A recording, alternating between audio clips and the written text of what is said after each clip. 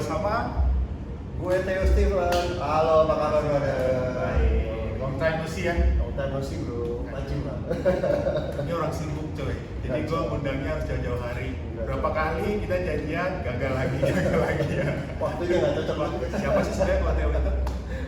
Kok, yang pengen gue tahu nih. Gue mewakili netizen ya. Asik. Alasan utama kenapa mau fitness, memilih olahraga fitness. Olahraga fitness, gue awal mulai fitness tuh pas mendekati lulus kuliah, sekitar tahun 2003. Nah, gue lihat aja gitu, kok kayaknya fitness enak gitu. Tapi sebelum gue fitness, gue emang udah lama olahraga juga bro. Gue tuh olahraga basket, terus juga anak basket juga anak basket. Terus gue sempet bela diri juga. Apa itu? Karate ya. Karate. Iya.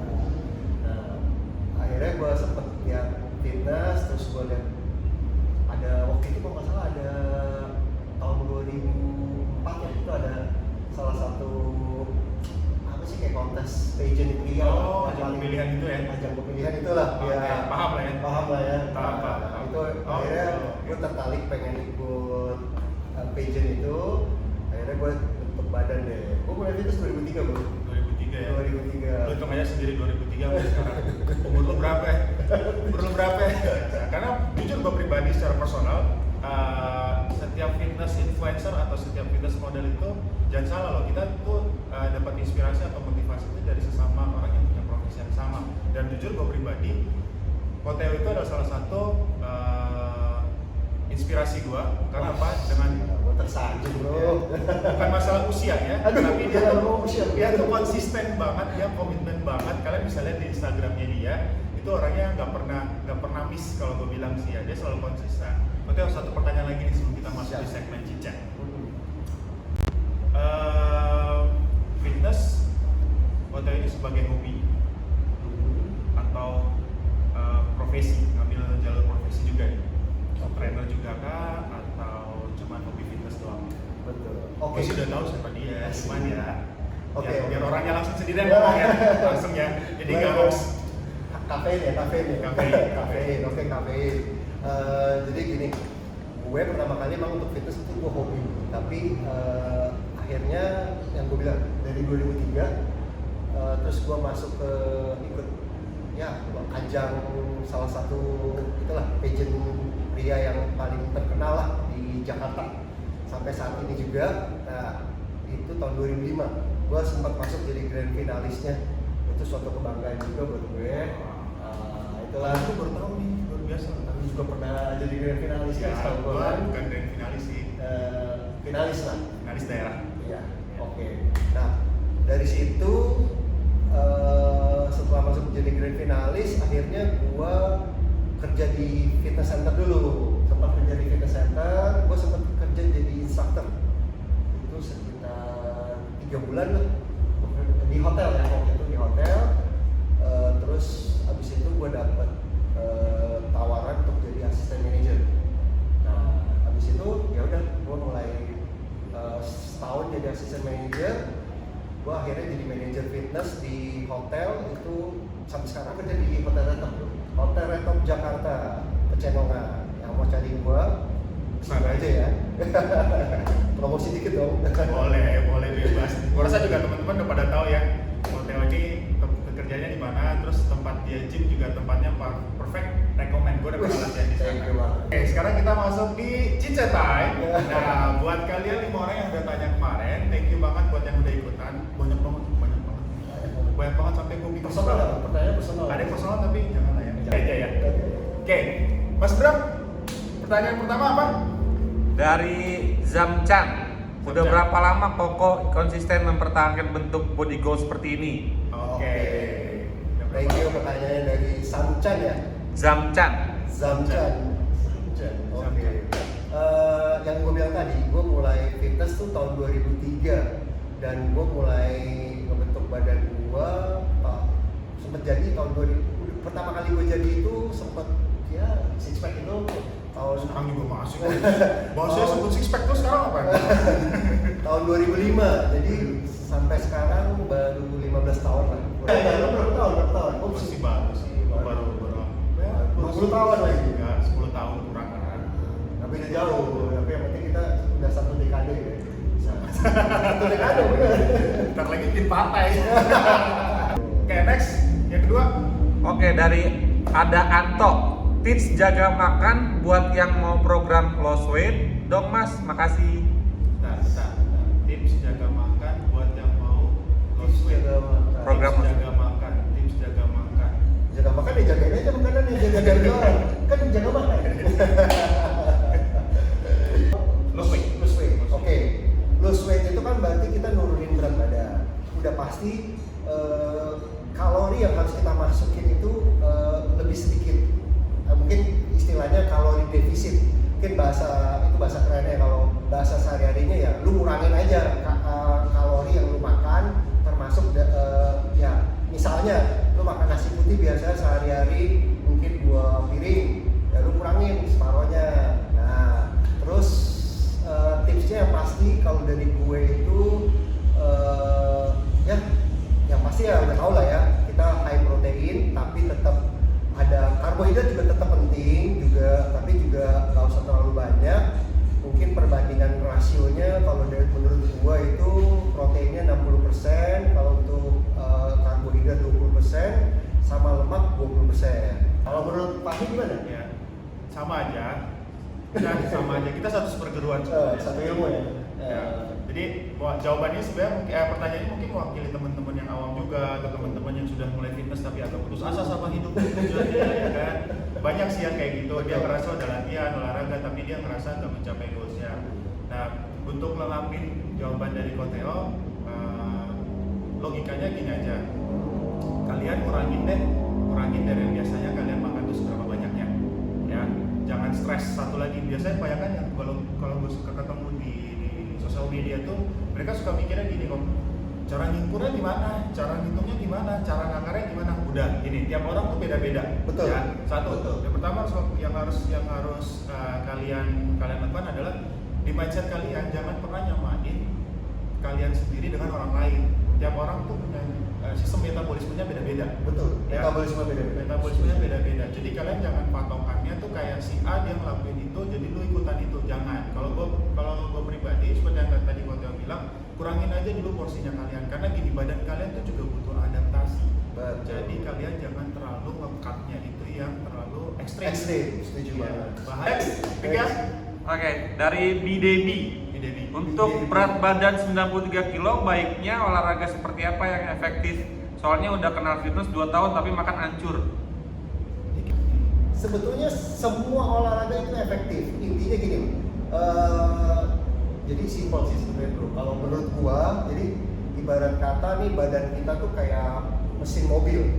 Ya anggaplah mesin badan gua tuh ya mesin mobil lokal misalnya ya. Sorry gua nggak sebut merek ya. Misalnya dengan putarannya misalnya berapa ribu, 1000 misalnya kapasitasnya. Gimana caranya kita bisa ningkatin putaran kita bisa jadi 2000, 3000 berkali lipat. Nah itu dengan cara apa? Ya meningkatkan kita punya metabolisme ya dengan olahraga gitu loh. Prinsipnya jadi olahraga apa aja itu efektif sebetulnya. Yang penting lu rutin dan lu misalnya seminggu, oke, lu angkat beban seminggu 3 kali. Tadi lu udah bilang sendiri gimana makannya hancur. Nah itu Kalau mungkin dia nggak jaga makan kali. Sebenarnya kalau yang pertanyaan yang nomor 3 sama nomor 2 ini kalian saling melengkapi sih. Kalian kayak suatu kosan gitu.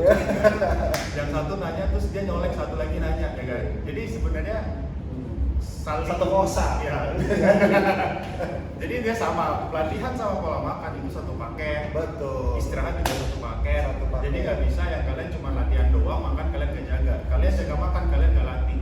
Kalian nggak latihan, ya sama aja gitu loh. Kalau misalnya kalian sudah penuhin dua-duanya pun, bagaimana dengan pola latihan kalian? Balik lagi sama goalsnya kalian juga. Betul. Gitu. Saya saranin buat kalian, kalau misalnya prinsipnya tadi gue juga setuju sama Fahmi bilang. Jadi itu satu paket ya. Satu Jadi paket. latihan, jaga pola makan, sama istirahat itu satu paket. Jadi balik lagi. lo niat nggak? Nah itu dia. Dan nggak lo? Betul. Kalau apa Pak? Masalahnya kebanyakan udah ngoceh, ujung-ujungnya oh gitu ya. Iya. Udah Nggak dilakuin. nonton sambil tidur atau week sama minum soda. Cakep banget. Abis itu bilangnya gini, ya besok deh. Iya. Ya kan gitu. Akhirnya nggak jadi lagi. makanya. Nggak jadi lagi ya. Karena bukan gitu. Next. Oke, dari @lutfi 1195, apa benar jenis latihan gym perlu disesuaikan dengan karakter genetik badan? Pertanyaan gue nih, gue balikin nih. Siapa tadi namanya? Lutfi. Lutfi. Fish ya. Fish. Lu mau renang. Lu pakai piyama. Logik nggak? Nah, Maksudnya, apa tadi pertanyaannya?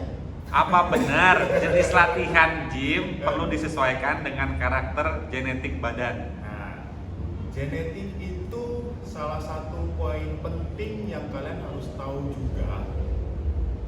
Mulai dari pola latihannya seperti apa, pola makannya bagaimana. Kalau fitness modern seperti itu ya. Ya. Kalau old school kita nggak terlalu kenal sama yang namanya genetik ya. Iya, mau Tipe genetik. ekto, endo atau Iya. meso apa aja yang penting lu latihan dulu aja mulai ya kan. Kalau zaman sekarang itu penting banget karena apa? Dia sambutan sih bahasa. Soalnya bahasa Indonesia gue kurang bagus. Wis ya, do you speak English? Apa sih sambal paut? Dia menyangkut, nah maaf sering bolos bahasa Indonesia dulu. Dia menyangkut sama apa namanya efisiensi waktunya. Nah, Gitu. Jadi lu jangan misalnya orang tuh suka pada ego sih kalau itu nge-gym dulu. Ini bisa angkatannya berat, lu juga ikutan atau pas ditanyain ya dia udah berapa tahun nge-gym satu. Kedua, dia kalau gue bilang bahasa gue tuh di tempat gym tuh kalau ada yang senior tuh otot tua. Kayaknya dia gerak dikit udah ngepam, Terus tuh anak baru yang lu nggak ngerti apa-apa dengan masalah genetik lu, teknik lu juga. Jadi gitu.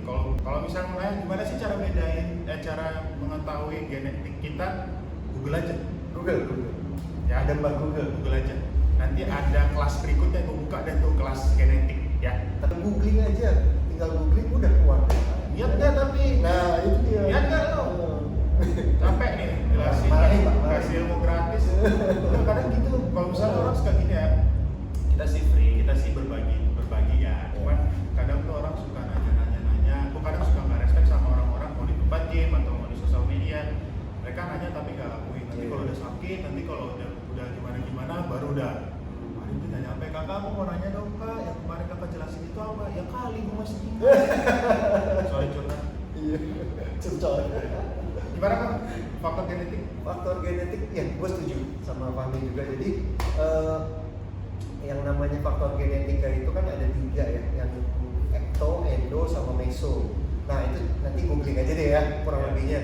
Nah itu dia faktor genetik itu juga mempengaruhi salah satu pola latihan kita biar efektif dan lebih cepat terbentuk. Betul kan Fahmi ya? Nah itu tinggal googling aja kok sebetulnya ibaratnya tapi balik lagi, tetap satu lagi, balik lagi kan niat apa enggak? Iya. Cuman kalau cuma nanya doang terus googling terus udah tahu habis itu nggak dilaksanakan ya sama aja bohong. Itu sama konsisten. Kunci konsisten itu gini, gue cuma mau sharing aja sedikit. Emang nggak gampang sih untuk jadi kadang kita udah di tengah jalan ya kandas ya kan ada. Nah Jenuh ya, masa jenuh. Nah kalau gue sih punya sedikit tips sama trik itu cari komunitas atau temen yang hobinya bareng.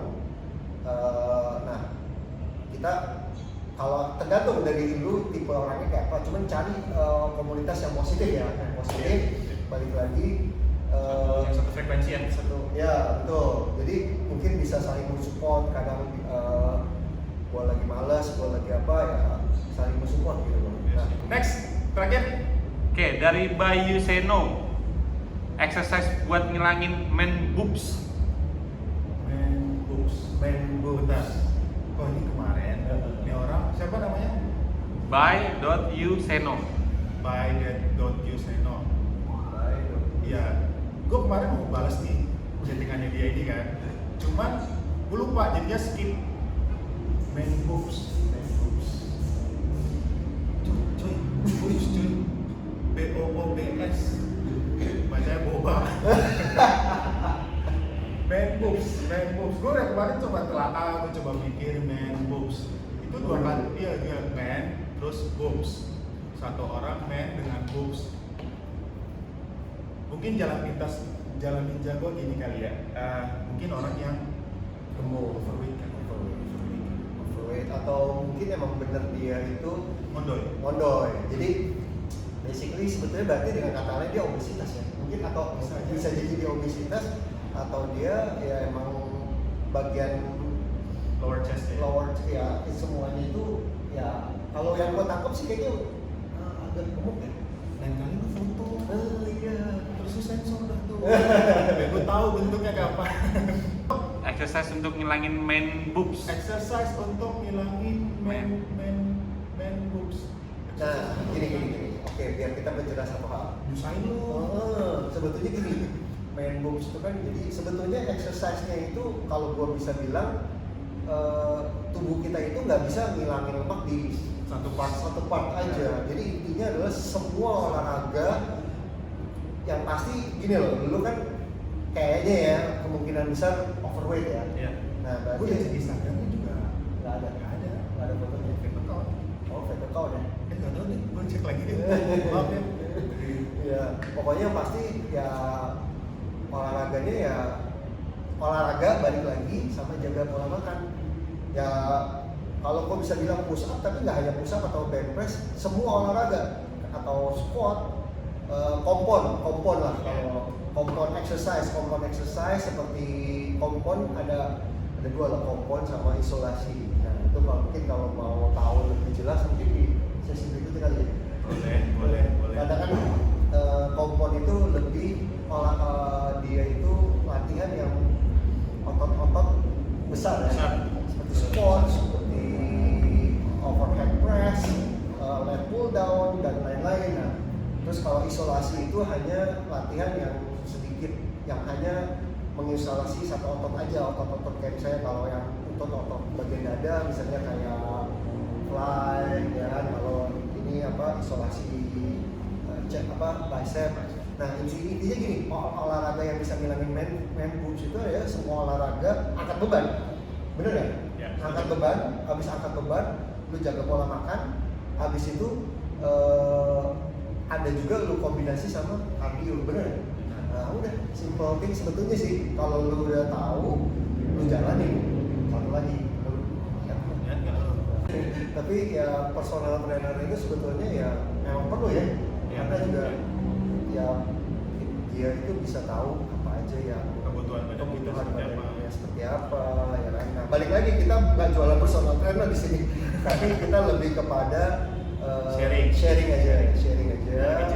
Chit-chat time. Gua punya background visa, Fahmi punya background NSS. Nah itu sertifikasi di dunia fitness ya. Ya, jadi untuk nambahin yang tadi, tiap orang itu pasti punya problem sendiri sama badannya. Sama tiap orang pasti pengen favorite muscle kalau saya bilang. Jadi kalau saya pribadi nih, saya punya favorite muscle saya itu shoulder, arms. Jadi bicep sama shoulder. Nah biasanya kalau misal selain daripada kalian yang suka, misalnya ada yang punya case yang gue pengen ngilangin atau ngecilin dikit dari yang main boobs tadi. Nah itu kalian nggak bisa yang lo latihan dada aja terus itu nggak bisa. Lemak tuh nggak numpuk di situ doang. Gitu. Ya metabolisme badan itu dari kaki ke kepala balik lagi ke kaki. Gitu. Dia muter terus. Betul. Gitu.